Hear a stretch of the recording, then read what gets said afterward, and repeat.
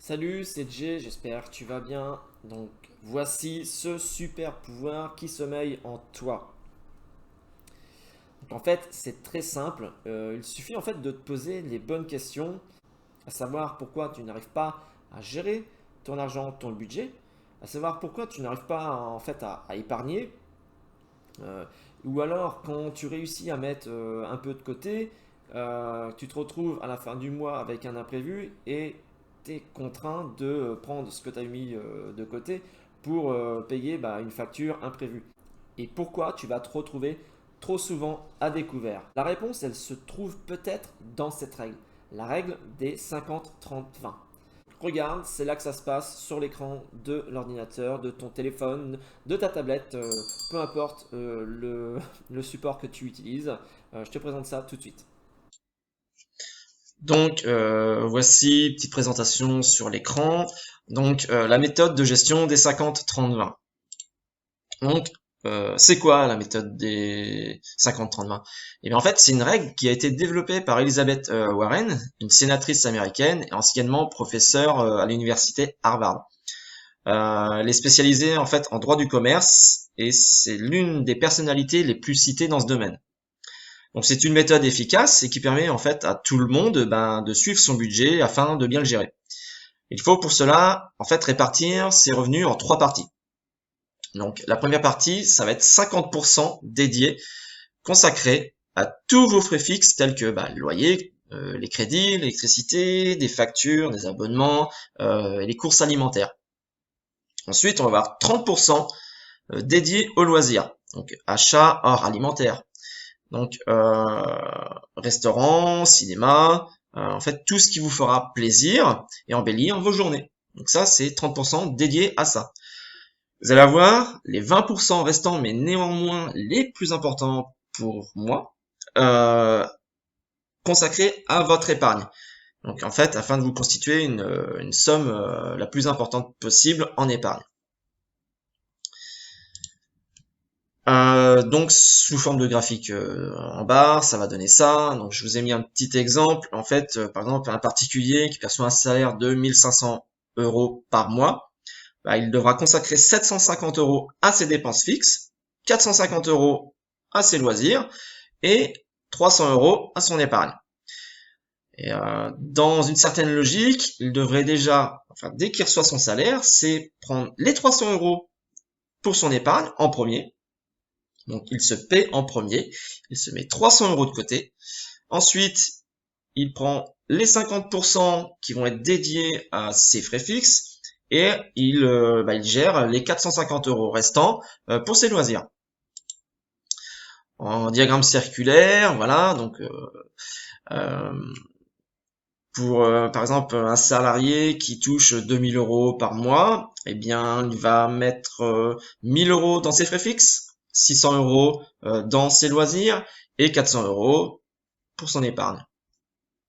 Donc toujours avec cet ordre, dès que vous recevez votre salaire, mettre d'abord ce qu'il faut dans votre épargne, pour votre épargne, euh, gérer tous vos frais fixes et prendre ce qu'il reste pour vos loisirs.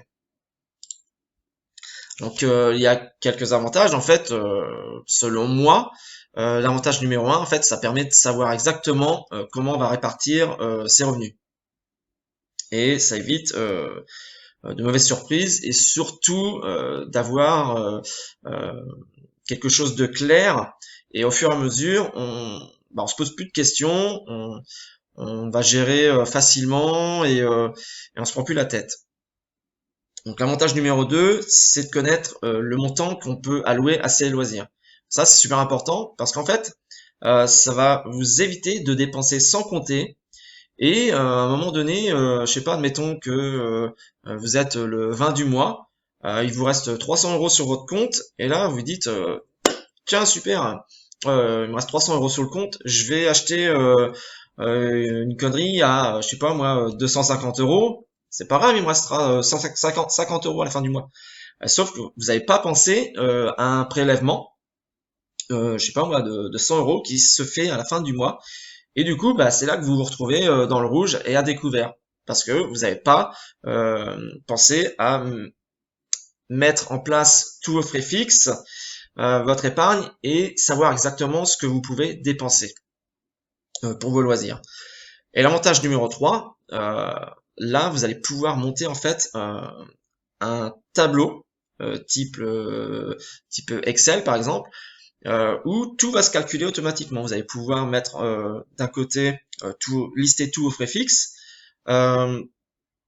calculer votre épargne en fonction de votre salaire et savoir exactement ce qu'il vous reste pour vos dépenses et vos loisirs.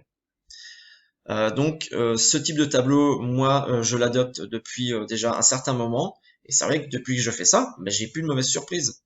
Je regarde tous les jours ce que je vais avoir. J'ai plus besoin, enfin tous mes frais fixes sont déjà calculés. J'ai plus qu'à rentrer le montant de mon salaire et je vais avoir un calcul automatique de ce que je peux épargner et de ce que je peux dépenser. Donc c'est super pratique. Et là, petit challenge en fait, ce serait en fait, intéressant, voire très judicieux, pardon, de voir comment vous avez réparti vos budgets.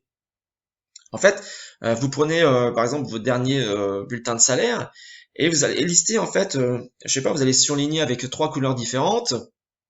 D'une couleur, vous allez surligner tout ce que vous avez en dépenses fixes. D'une autre couleur, tout ce que vous avez dépensé pour vos loisirs.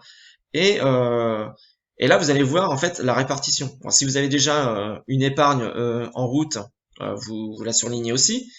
Et après, vous faites les proportions de chaque partie. Et en fait, si vous apercevez que vous dépassez 50% dans vos frais fixes et que vous dépassez 30% dans vos loisirs, là, je pense qu'il y a quelque chose à faire et de chercher à économiser.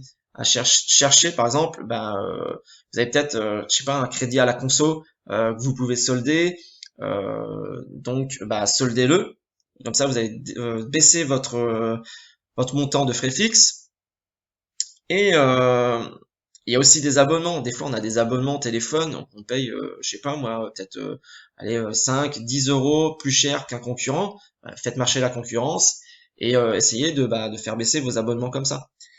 Et vraiment, le but, c'est de se rapprocher des 50% et des 30% et des 20%.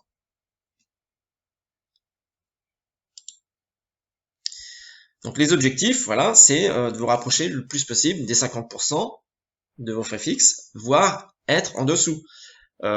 Visez peut-être moins de 30% pour vos loisirs, si vous le voulez.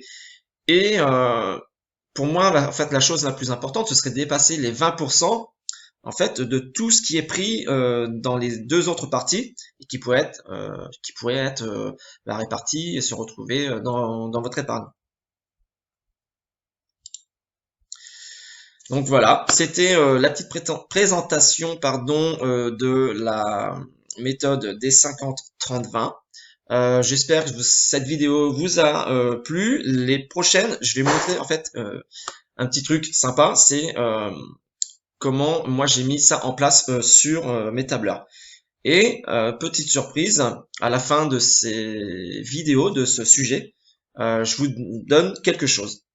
Donc n'hésitez pas à vous abonner à la chaîne, à liker, à mettre la petite cloche justement pour voir les prochaines vidéos. Et je vais vous montrer comment mettre en place un tableur en appliquant cette méthode. Donc, merci et je vous dis à très bientôt. Bye!